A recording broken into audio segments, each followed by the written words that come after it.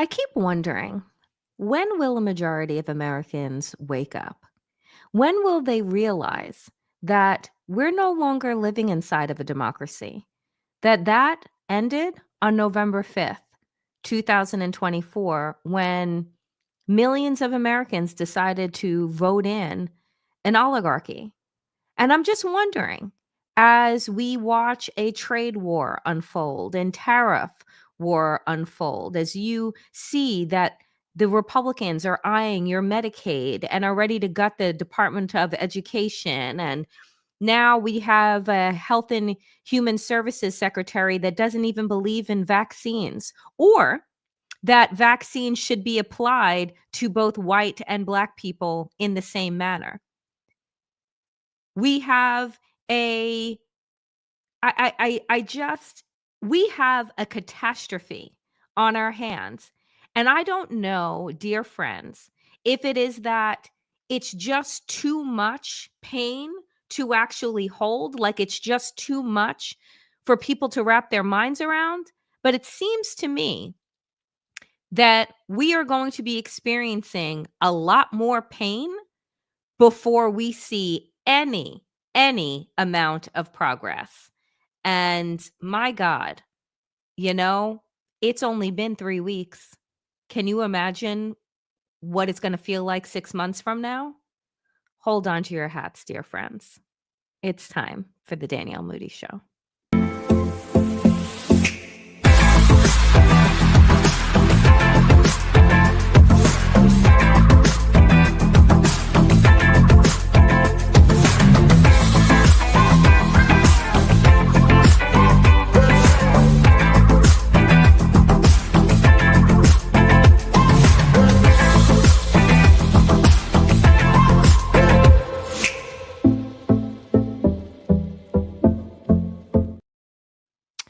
Welcome to Trumpflation. Remember when Donald Trump, all along the campaign trail, was talking about how he was going to stop high prices and he was going to bring everything down and he was going to slash all of these things on day one? Well, here we are, friends. We are 3 weeks into the nightmare that is our reality of a second Trump regime. Every day, every ding that comes across our phones is telling us about another trade war that has exploded, another tariff that we are going to bear the brunt of.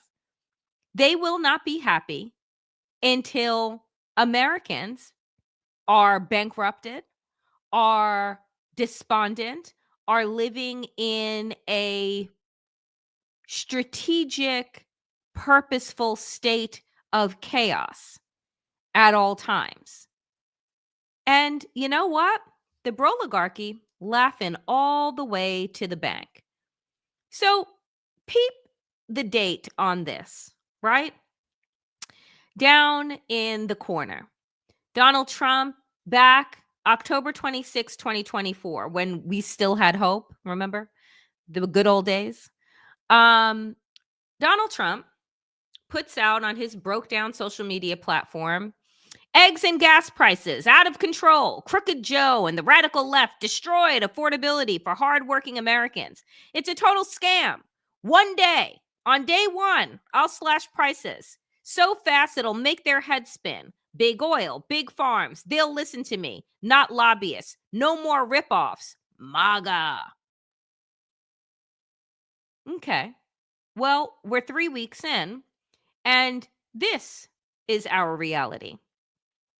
October 2024, when Donald Trump put out said truth on his broke down site, this is where egg prices were per dozen.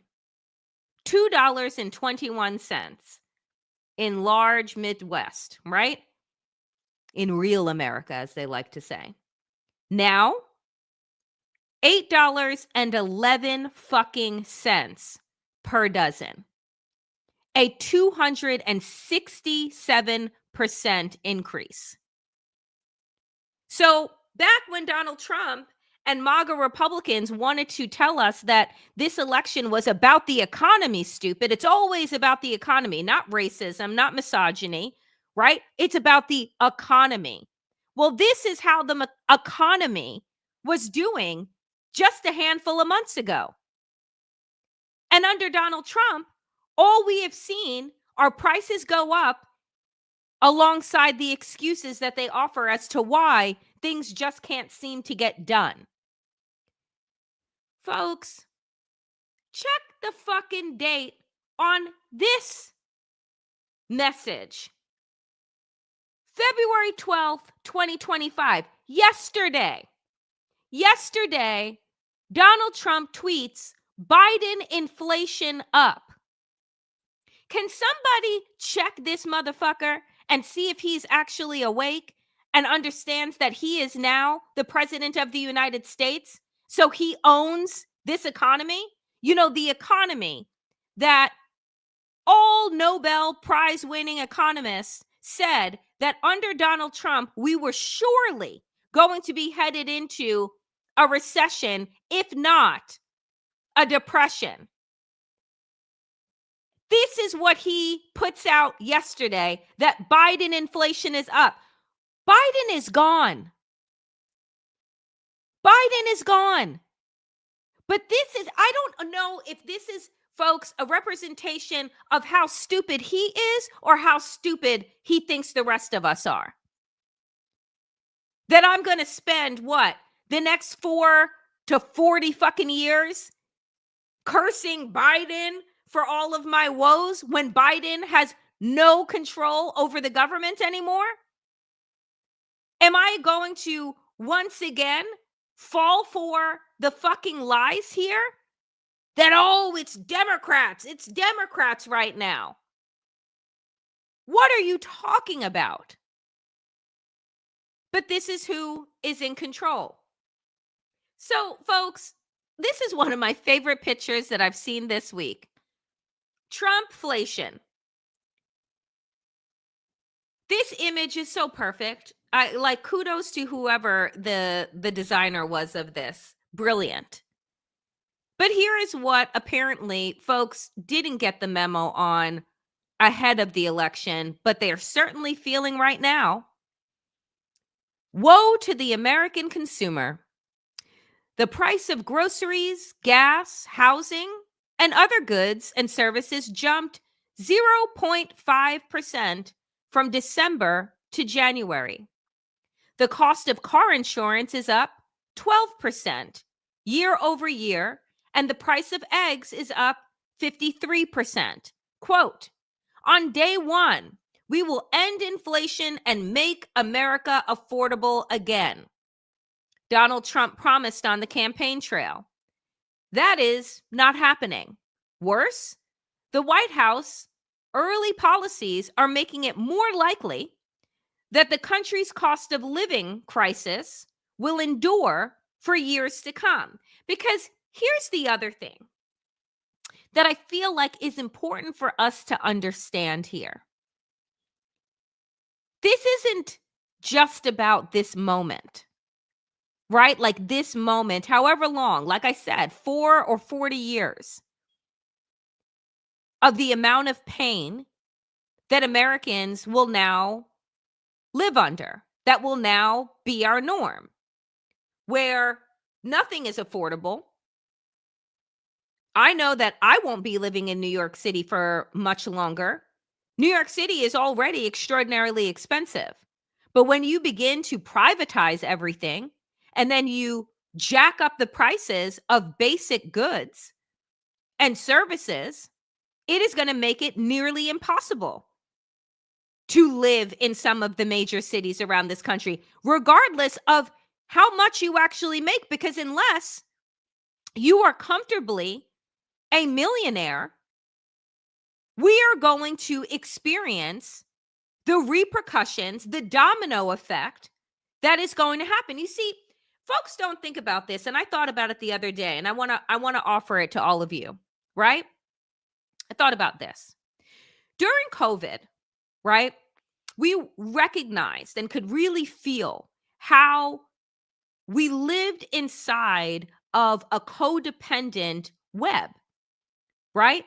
And I mean this in the best way possible, where I have to go to work, right? So I'm either going to access public transportation, and I'm going to need to stop on my way to said job to either pick up a cup of coffee, a bagel, right? So I'm putting money into the economy on my way to work. Maybe I'm not taking public transportation. Maybe I'm hopping in an Uber, right? Or a Lyft.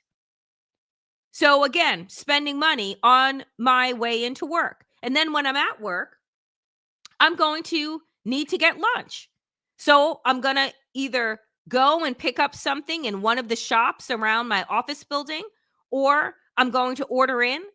But you see all the ways in which the web was broken during COVID. If I'm not going into the office, guess what? I don't need to be dry cleaning my clothes as often as I was doing. If I'm not dry cleaning my clothes, then guess what's going to shut down? The dry cleaners. If I'm not going into the office on a regular basis, then I'm not going to be utilizing public transit or car services, which means that if I'm not leaving my house, then I'm not stopping off to get the coffee and the bagel and the this and the that. And you see how all of these businesses, all of these extra things, if I'm home, I may not need my nanny as much. I may not need to rely on childcare in the way that I did. So then that begins to go away. If I'm home and I have a cleaning person that was coming in, well, maybe now I'm trying to save a little bit of money. So I'm using my cleaning person less, or maybe not at all. So then their job goes away. The point that I'm making here, by using COVID as an example of how industry on top of industry, how layered our existence is, right? And how that stopped during COVID when we were no longer leaving our houses. Well, now put it in today's Trumpflation terms. If my dollar no longer goes as far as it once did, if now when I'm going to the grocery store, instead of on average of spending each trip maybe $150, now I'm spending $250. Well, guess what? I'm going to start making decisions about what I'm putting in my cart. And when I start making decisions about what I'm putting in my cart and not putting certain things in there, right? Then those companies begin to feel that as well. Now, if I am also tightening my belt with extracurricular activities, I'm not going to go out to eat as much. I'm not going to utilize the movies as much. Maybe I'm going to cut my cable bill. Maybe I'm going to cut this. You see that the cutting begins to affect the entire layered web that we all live inside of. And so these tariffs, what Donald Trump is doing is this. He is standing on top of this enormous wrecking ball that then hits into the regulatory tariffs, goes into a trade war, goes to price hikes, and hits and knocks the shit out of all of us, the consumer. So even if you're like, well, I'm a multimillionaire, so this is not going to affect me. But guess what? It affects everybody underneath you, which means that it was going to affect you.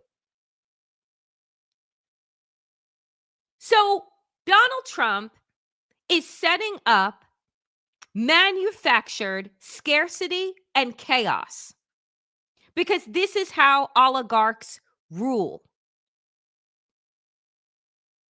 The difference between, right, the oligarch and, let's say, corporate overlords is that corporate overlords want the market to have stability because this is where their money is. This is where they're invested. Oligarchs don't give a fuck. They thrive on the chaos, right? They thrive on creating the scarcity because then they know that they're on the end of where we are right here, where it says price hikes. If everything is privatized and nothing is public and they own all of the things, then they just jack the prices way up because where are you going to go?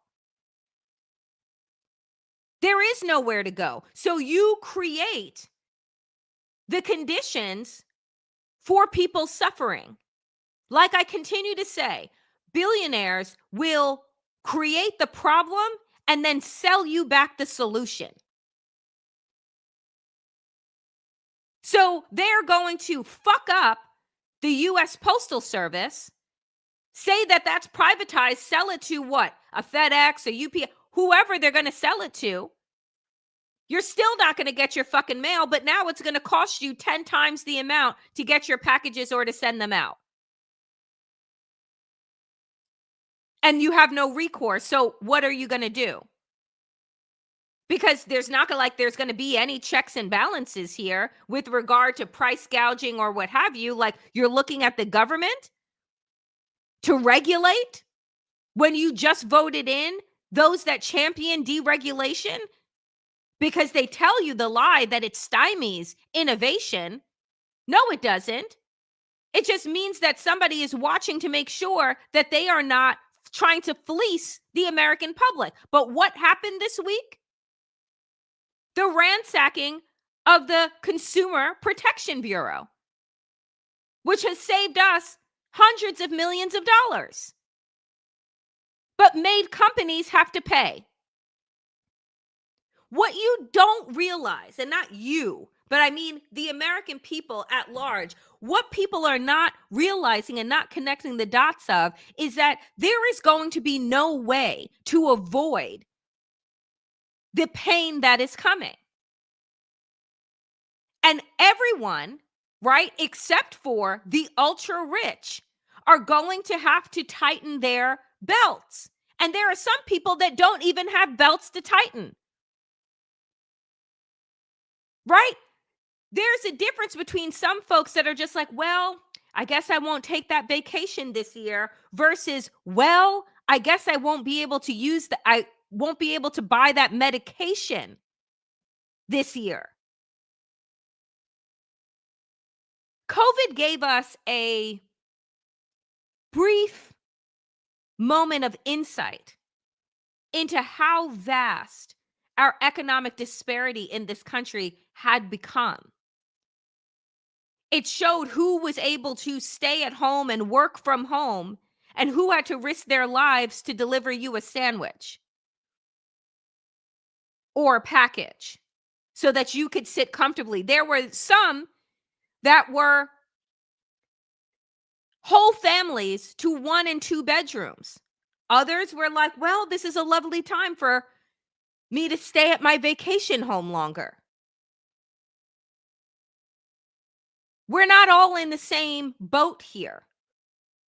There are some that have already been struggling.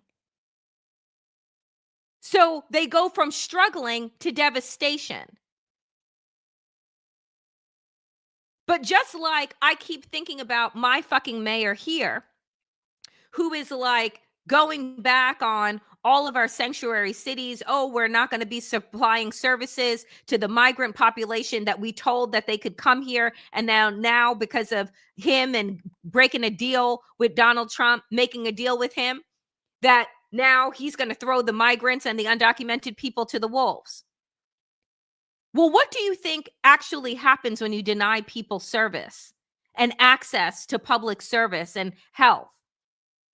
Crime is going to go up, right? Issues of health are going to be compounding our healthcare system, our hospitals. Because now, if I can only access medicine through the emergency room, so then we're going to strain that system. Everything is interconnected.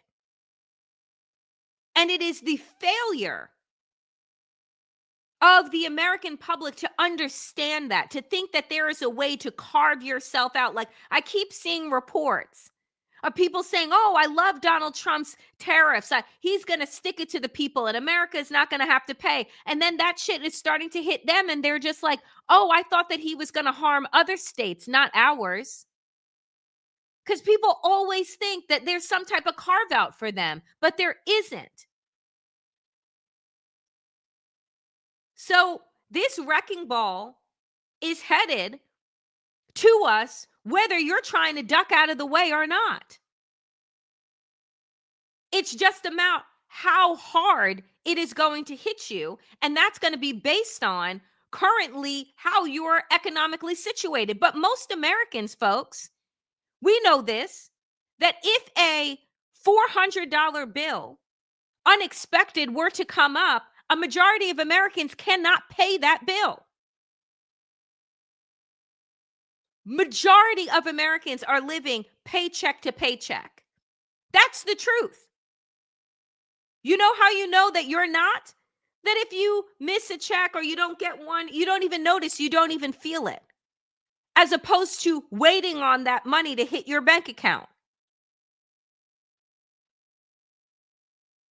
They are creating the climate of despair, of grief, and of hopelessness, because that is the perfect mixture, the perfect storm for their takeover. I tell you, it is extraordinary. And, it's, I don't get what people are thinking. I really don't. So you love Mr. President because of these tariffs. Who do you think voters should hold responsible? Oh, I think what's going to go up is jobs are going to go up, and prices could go up somewhat short term, but prices will also go down. And I think the farmers are going to be helped by this very much because. What? Prices will go up, but then they'll come down. And I think farmers will be happy about this too. The farmers that are fighting for their lives right now, like the egg farmers, the dairy farmers that are fighting for their lives because, remember all of those again, those government grants and all of that stuff that you want to freeze? The entire farming industry is, again, situated for a handout and welfare on a regular basis. So they're pleased right now? I mean, the stupidity abounds, but then you have people, right, who are very clear on who Donald Trump is and one of the ways in which they should respond. To force our hand, we will inflict the biggest trade blow that the United States has ever endured. What does that trade blow look like if you're the next prime minister? Dollar for dollar retaliation. Any tariff imposed on Canada, Canada will respond to, and our response is going to be smart and targeted. The tariffs the U.S. is threatening Canada with are across the board, and they're going to hurt you. Take aluminum. Aluminum is basically electricity in solid form, and in imposing a 25% tariff on Canadian aluminum, you're hurting yourselves. You're putting a 25% tax on electricity, and you actually need more electricity today in this AI race with China. Yep. Our retaliation is going to be a lot more surgical than that.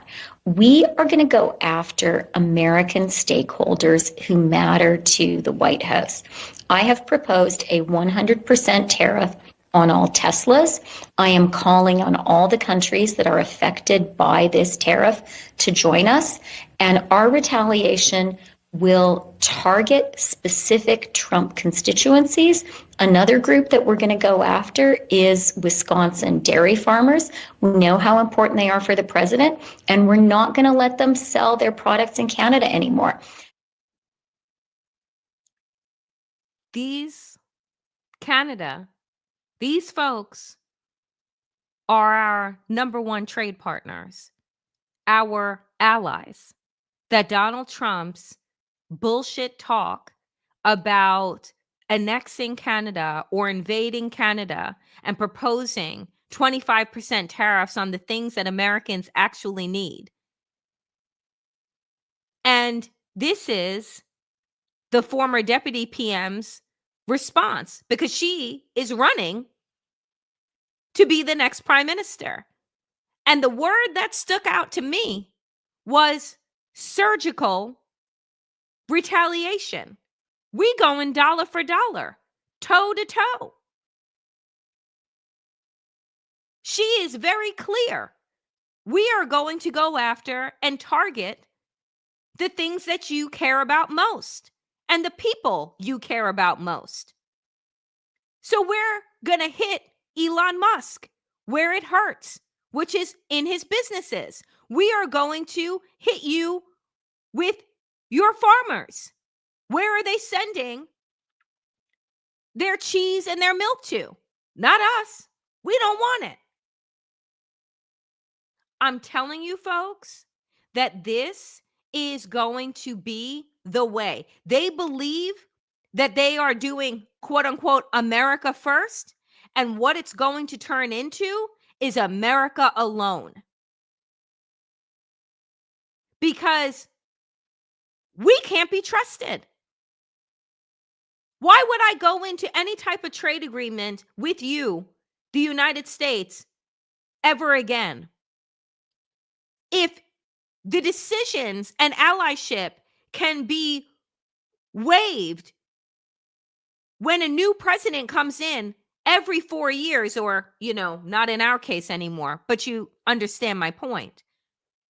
Why would I trust you?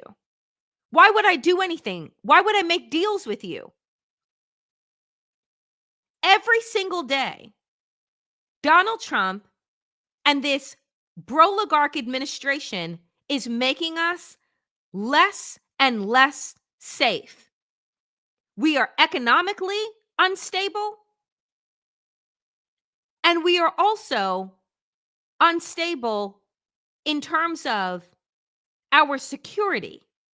Because guess who was confirmed today? Well, I think Putin couldn't be happier. I tell you, they're drinking vodka straight out of the bottle in the Kremlin tonight. It was I a mean, great I'll day fucking for join Moscow. them. I think Tulsi Gabbard's role as Director of National Intelligence is going to be extremely harmful to our national security. I think many allies are now going to think twice before they share intelligence with us. I think it'll impair our ability to gain confidence around the world. It was one of his worst nominations, beyond a doubt. Ambassador John Bolton, thank you for your perspective tonight. And let me tell you something. I'm going to be crude for a moment, and I apologize.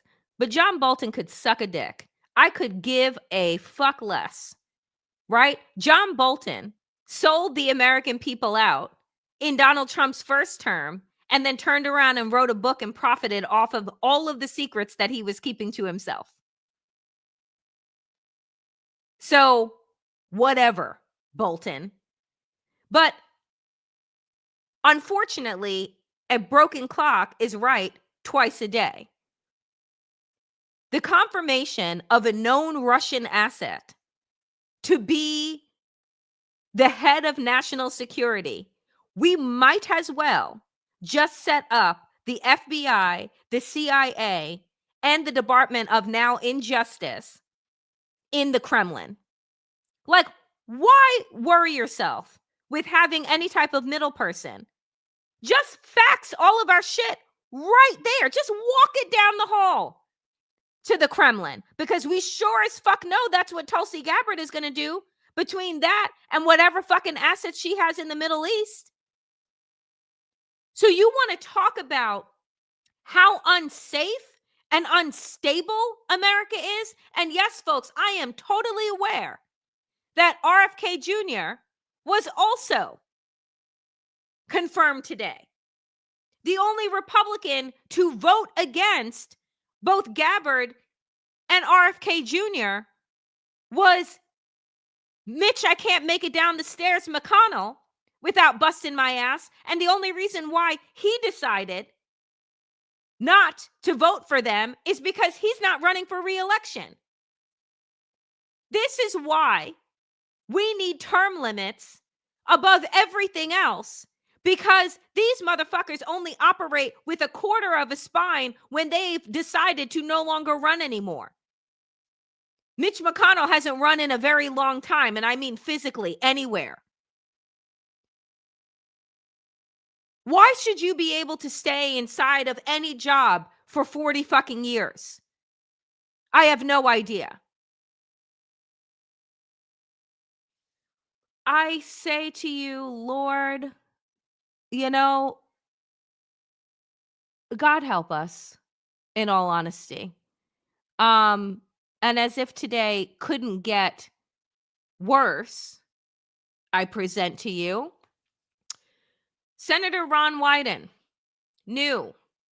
My office is hearing that Doge is now at the IRS. That means Musk's henchmen are in a position to dig through a trove of data about every taxpayer in America. And if your refund is delayed, funny that you think you're getting one, but if your refund is delayed, they could very well be the reason. Last week, he was inside of the Treasury, right? This week, it's the IRS.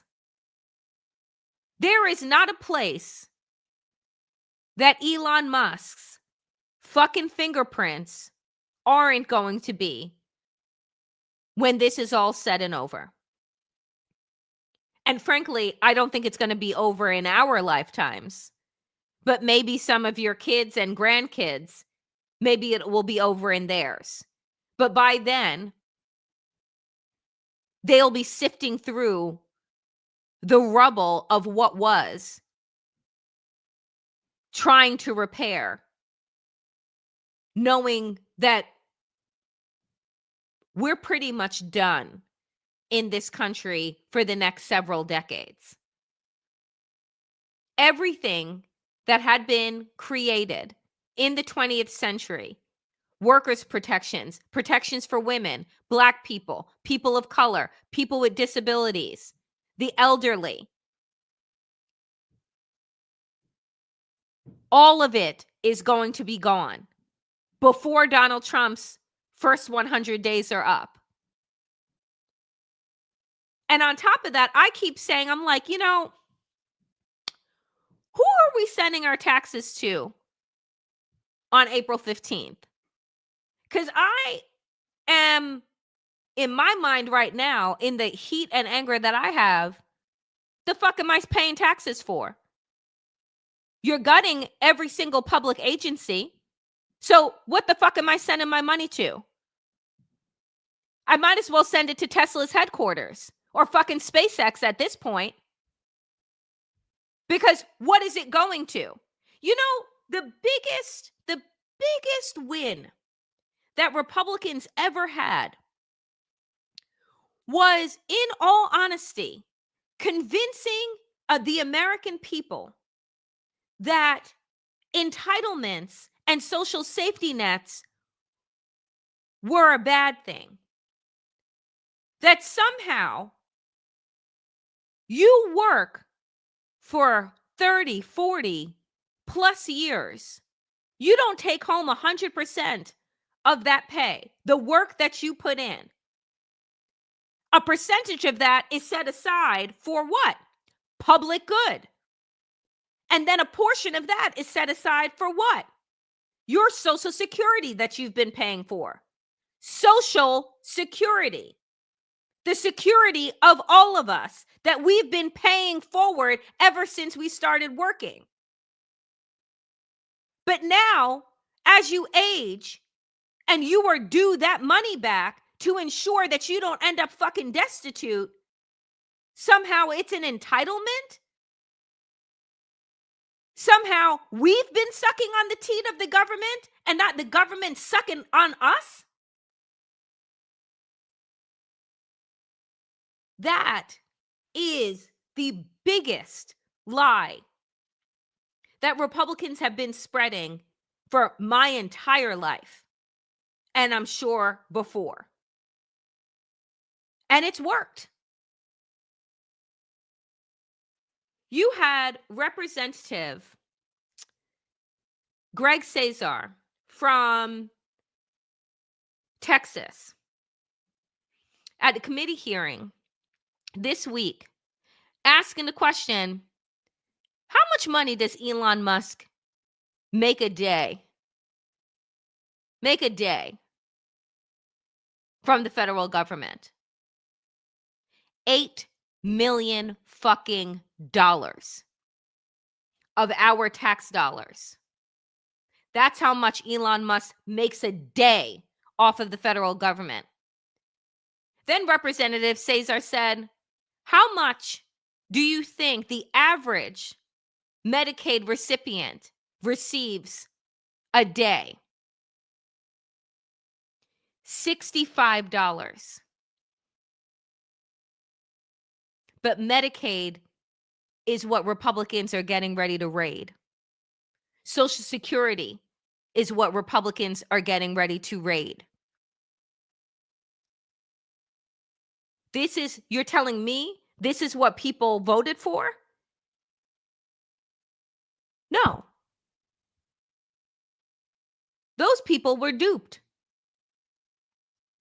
Don't get me wrong. I'm not giving MAGA a break or giving them any type of relief, but do you think that if folks knew how much money Elon Musk was making off of our tax dollars every single day versus what their parents or their grandparents are able to afford in order to pay for their medication, do you think that if the majority of Americans actually understood that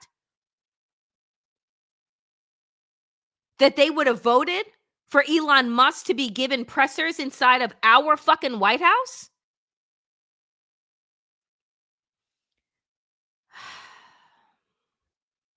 I don't think so. Trying to conduct audits and figure out where the waste, fraud, and abuse is. I don't know why you would go to some tech guy. In fact, it was only techies that were sitting there at inauguration. We didn't have auditors. I would welcome auditors to come in and do forensic audits. In fact, he sat there in the Oval Office yesterday and he admitted that he was lying and he was using his propaganda machine to do it when he said that we sent millions of dollars to Gaza for condoms. That was a lie. So let me tell you something. The gentlelady's time has expired. The gentlelady's time has expired. And rein in this rogue actor known as The gentlelady's time has expired. I now recognize. Say it with your chest, Jasmine Crockett. Say it with your chest. Explain to me how, if America needed an audit in order to deal with waste,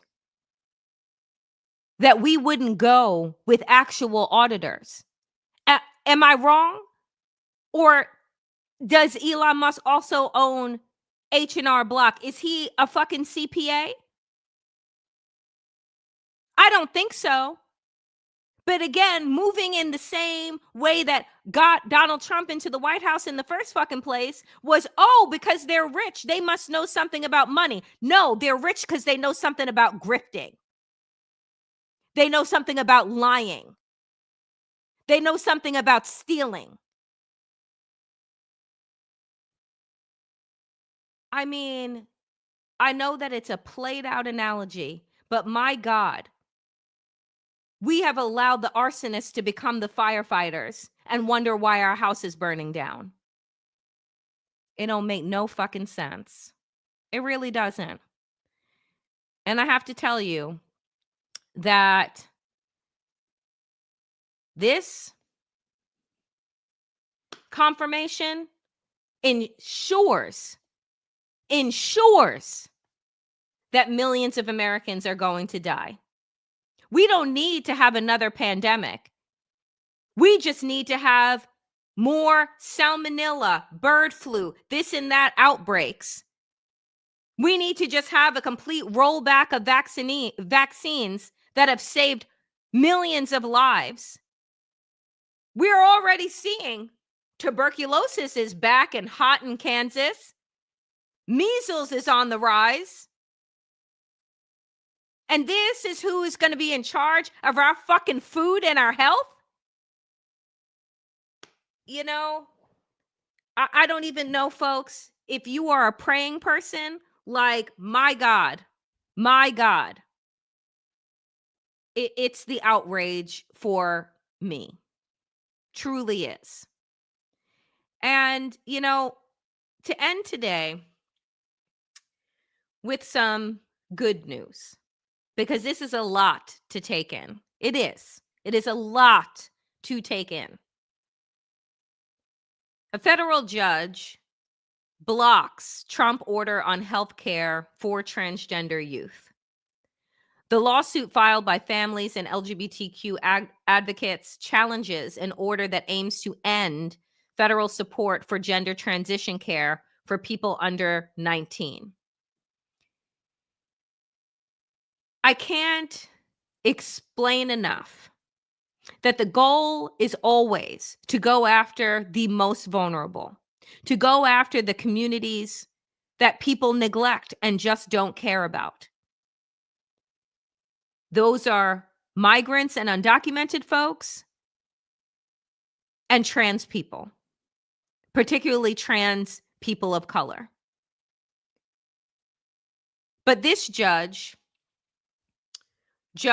Brendan Herson, granted a temporary restraining order. A federal judge on Thursday blocked executive orders signed by President Donald Trump that target transgender people and their health care, giving temporary relief to LGBTQ individuals and their families who braced for legal battles to continue. Judge Brendan A. Herson granted a temporary restraining order after a hearing in federal court in Baltimore. The government is expected to appeal the decision, which legal experts said could ultimately go to the Supreme Court. And this is what the judge wrote.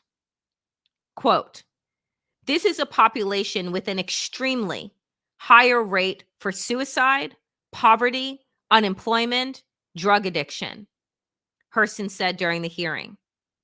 Abruptly stopping their health treatments, he said, would be, quote, "horribly dangerous for anyone, for any care, but particularly for this extremely vulnerable population."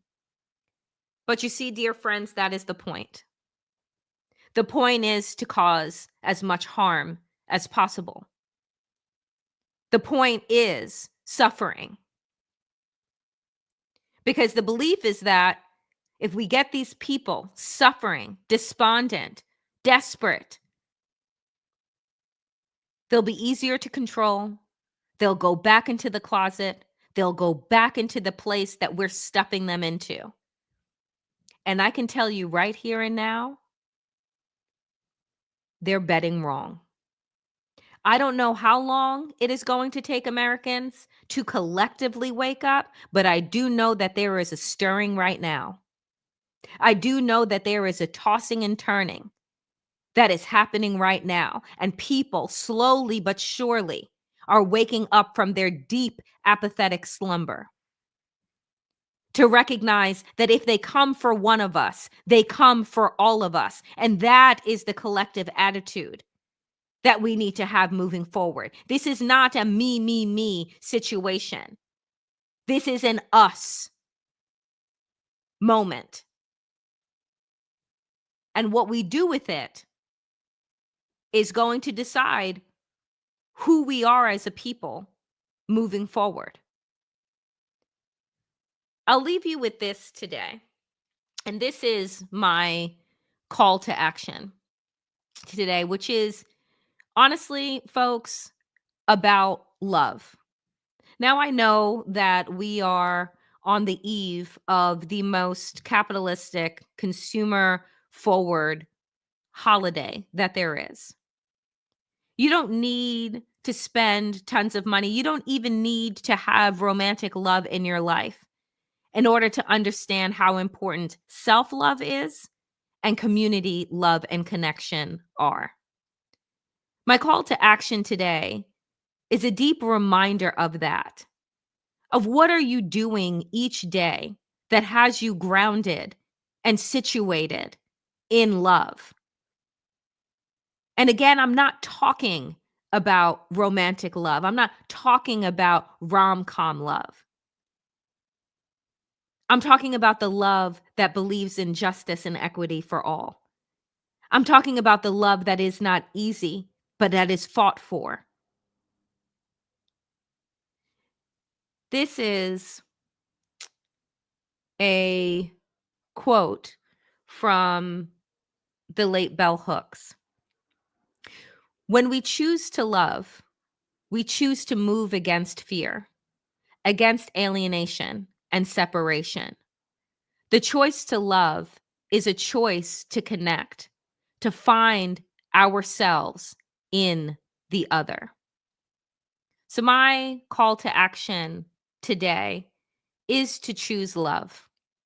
And if you know nothing about Bell Hooks, her work, her brilliance, then I encourage all of you to go to your local bookstore and find All About Love. It is an incredible book that I read cover to cover, underlining each and every word, each and every sentence. My call to action is to educate yourselves about the true meaning of what it means to love, what it means to be an advocate, what it means to risk, what it means to actually live and exist in community. It isn't just words. It requires action. It requires us to be able to live and grow and stretch in uncomfortable places. The goal that we should all have is not comfort, which honestly leads to complacency. The goal should be community, strengthening the collective so that the forces that we're dealing with this time around won't be able to find any breaks or any leaks next time around. So please, dear friends, check out this book here. As always, dear friends, I appreciate each and every single one of you. I thank you so much for the donations that you have offered up today. I'm so appreciative. As you know, independent media, we are building this from the grassroots up. And so every like, every comment, every subscription counts and helps us build this community. And so if you have not liked this channel, liked these videos, or commented, please do. And if you have yet to subscribe, please do subscribe and pass it on to your friends and family. As always, dear friends, I will be back tomorrow, 12 p.m. Eastern, with my friend and fellow nerd, Wajahat Ali, for Democracy-ish. Make sure that you click the little bell that is on my page so that you get notifications and never miss a show. The Danielle Moodie Show will be back on Monday, 5 p.m. Eastern. I appreciate each and every single one of you. As always, thank you to our extraordinary moderators, Sue and Deb. You are doing the work in the chats, and I appreciate all of you. If you do celebrate Valentine's Day, I wish you a safe and happy one. As always, dear friends, power to the people and to all the people power. Get woke, stay sane, and in these extraordinary, dangerous times, dear friends, please do stay safe. I will see you back here, 12 p.m. Eastern, for Democracy-ish tomorrow. Be well.